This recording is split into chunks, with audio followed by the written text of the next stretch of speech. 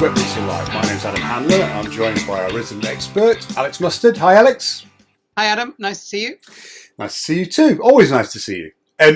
So, one of the things that you can't fail to notice when you start talking about underwater photography is how prevalent underwater photography competitions are. And given that in general underwater photography is not a competitive, or it's not supposed to be a competitive, it shouldn't be a competitive discipline. It's an interesting thing to observe that actually underwater photography competitions are very popular. So I thought I'd sort of throw the question on to Alex to try and get his input as to why he thinks underwater photography competitions, and possibly leading on from that, why should you as an underwater photographer consider entering an underwater photography competition? So what do you think, Alex? Why are they popular? Why are you all so competitive? Well, there's no doubt they're popular, and I think one of the main requests for topics for us to cover on Wetpixel Live have been things relating to competitions. True, yeah. And I think we'll probably take on quite a few angles on this over some episodes over the coming weeks or so. Yeah. There's a lot to say. Yeah, there is, yeah. But I think that they are a really good thing in photography, as long as you don't take the results always too seriously. I think the message I say to people is, take your photography seriously, but don't take competition results too seriously. Yeah, otherwise, you really can be beating yourself up over some pretty small differences between images. Yeah. First of all, though, I'd say even if you have no interest in ever being competitive with your photography, I still think it's valuable to watch what's going on in the competition space, because some of the best, most original, highest quality underwater photography is in there. Yeah. And just keeping an eye on the results from at least the major competitions will give you a really, really clear indication of the new frontiers being broken, the new areas of innovation, and the style of images and the quality of images people are able to produce. And It's a very inspiring space to spend in, even if you're not interested in entering yourself. So I'd encourage everyone to pay attention to the results of the important and valued competitions. I would say that coming from a judge's perspective, I'm sorry to butt in, but I mean, one of the great things about judging competitions is how inspirational it is, because it really is where you see people producing the cutting edges, and basically in many ways they set the trends for what's going to happen in imagery moving forward as well. So it's a really, really important way of figuring out where underwater photography is headed. There's probably some dodgy judges out there who don't award a picture so they can steal the idea and do it themselves. I wouldn't. I have no idea, Alex. The other thing I think that possibly it's worth mentioning, and I mean, I love social media, and I particularly love places like the Wetpixel Facebook group because of the volume of imagery. But equally, I think if you really want to get inspiring kind of new photography, there is a lot of that in the Wetpixel group and other groups, of course, on Facebook and other social media sites. But you have to search quite hard sometimes, because people share a lot of imagery. I think that's wonderful too. But the competitions really is that pinnacle. It's the bit at the top. And so to win a major competition, the image has to be special. And by looking at that gives you a really good indication of an inspiration as to what you want to aim for, really. Yeah. And I actually think that social media angle is one of the reasons that competitions have become very popular, is that I think most underwater photographers are very aware that social media isn't a level playing field. And you and your friend can take the same picture, you can both post it on social media, and one can get far more feedback, far more likes than the other.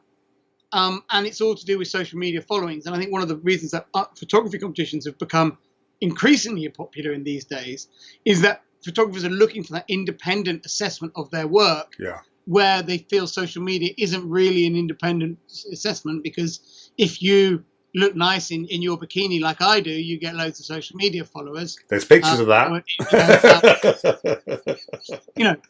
Or if you're very engaged in social media, always interacting with people, you will naturally attract more social media vibes than someone else, and as a result, will get more feedback on your work. Of course. It doesn't mean your pictures are better, and I think people long for that objective assessment that an independent jury can give them on anonymously judged pictures. Yeah.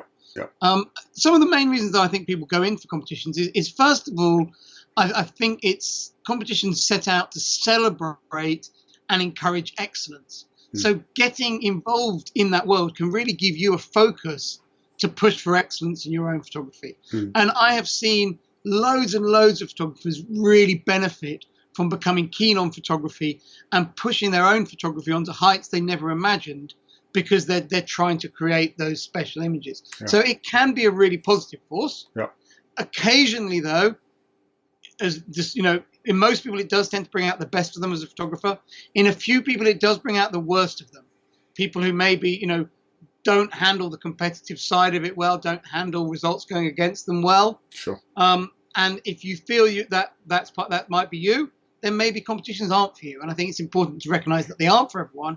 You can still enjoy and get inspired by the results, but just be aware that side is not for everyone. Competitions represent a microcosm of society, don't they? So you have any number of different people involved for any different reasons, and I think, yeah, as you say, if you're someone that really gets very intense about your placings in a competition, whilst that may motivate you to great things, it also is going to be, when you're not doing well, it's going to be a downside. So you've got to balance whether you're emotionally suited to it to some extent. Yeah.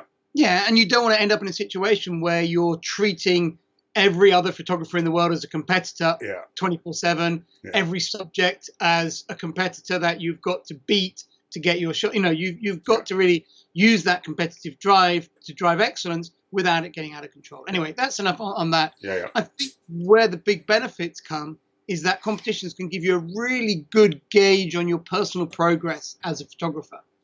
Often regular monthly, weekly online competitions, monthly club competitions can be a really good measure for that, giving you regular feedback on your work. And I think that ability to know where we stand as a photographer is something that a lot of us, want to know. We feel we're getting better, but it's nice to have a measure of that. Sure. And I think those are really powerful motivating factors and benefits from getting involved. Yeah. I think the other obvious benefits, which is perhaps the headline benefits that the competitions shout about, is it's a chance to get your ego massaged by being the big winner. Yeah. But at the same time, having your winner picked by judges who are broadly respected in our community. Yeah. It's great to win a competition.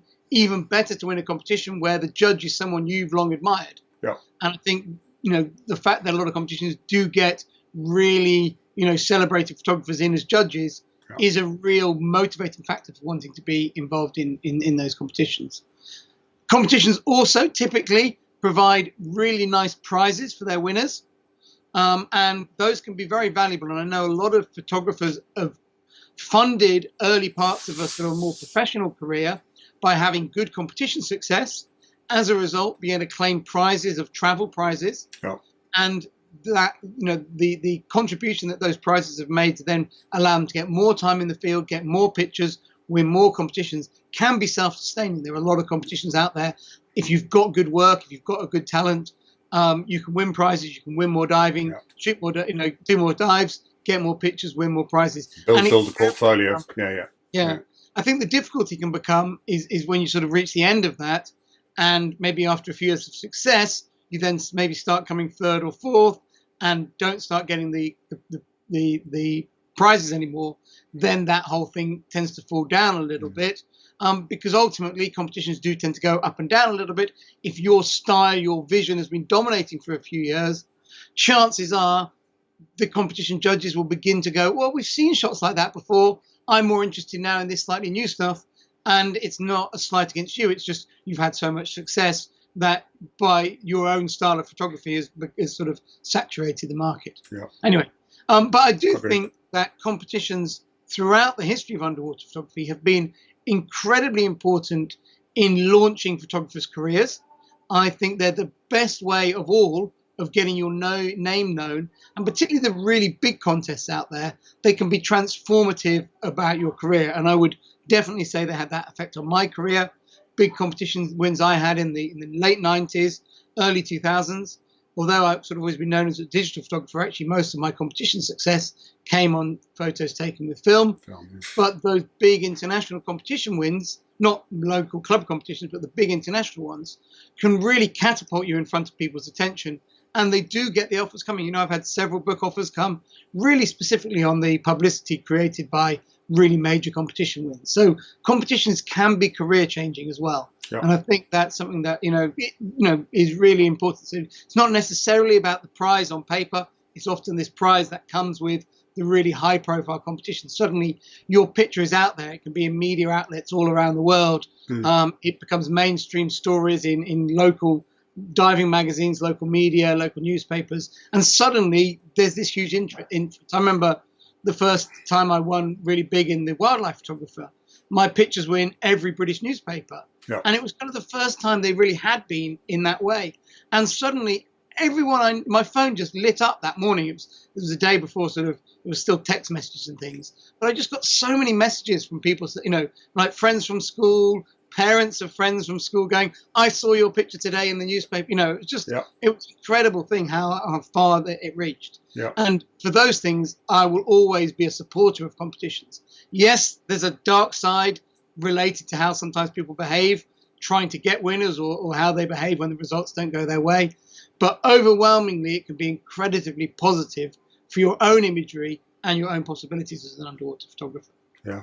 I think something else, just to spin it out a little bit, is oftentimes different techniques as well. A lot of things like double exposures, for example, double in-camera exposures.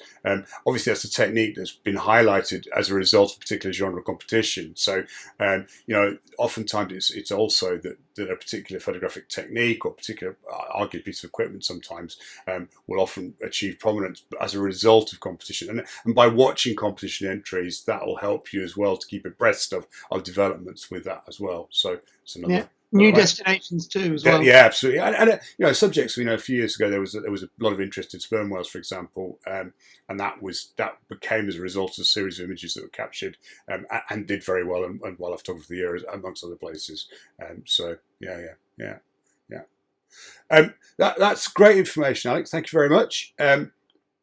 Alex's competition winners are all available on his website at amustard.com, I think, probably. Yeah, they're not tagged though as competition. Okay, but anyway, there's too many, Adam. I've actually, we're going to talk a lot more about competitions in future episodes. Yeah. But I've always had the philosophy, and I'm very much the outlier in this, is that for me, once a picture has won one competition, whether it's big or small, it gets retired. Yeah. So I'm not someone who, I use the derogatory term spam, but I'm not someone who spams every competition with the same pictures. I think once one of my pictures has won somewhere once, even if it's in another competition at the same time, I will say not send the raw file in and withdraw it or something.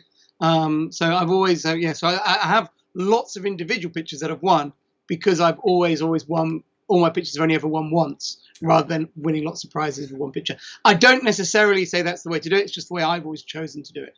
I think certainly that sort of crosses over into some of the ideas that we'll introduce in subsequent episodes about our methodology in terms of entering competitions. Playing the game. How to win competitions. There you go. Fantastic. So I'm going to change the structure a little bit because you can see who sponsored this episode because it's written on the front of Alex's shirt. Go on, Alex. Who sponsored this episode? Thank you very much. I'm going to say goodbye to Alex now. Cheers, Alex. And I'd like to thank you all for watching. Please subscribe to the series by on YouTube to get notified when future episodes are released. Please like this episode if you enjoyed it, and feel free to add suggestions for future topics in the comment section. Thank you very much. I look forward to seeing you next time.